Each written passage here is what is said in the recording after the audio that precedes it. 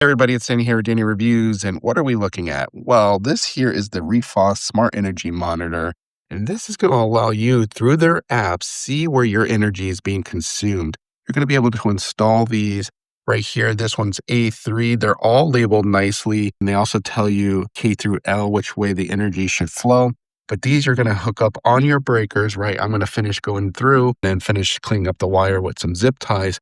But this will tell you, because you'll be able to label based off of like this breaker here, A3, I can see what energy is being consumed. This will help anybody who's energy, conscious, maybe to remind yourself to turn off a light or something like that. But you'll be able to get an idea of how much energy your house is using through their app.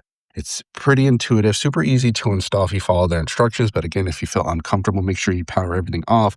But if you feel uncomfortable installing this, definitely hire an electrician. But everything's labeled nicely, super easy to follow. This can be a DIY project for yourself if you wanted to go ahead and do this. But again, this is a smart energy monitor for you to monitor your energy consumption in your house. Shout out to the company for gifting me this so I could do a review. But overall, very satisfied. And this just gives me a pulse on my energy consumption so I could just be a little bit more energy conscious.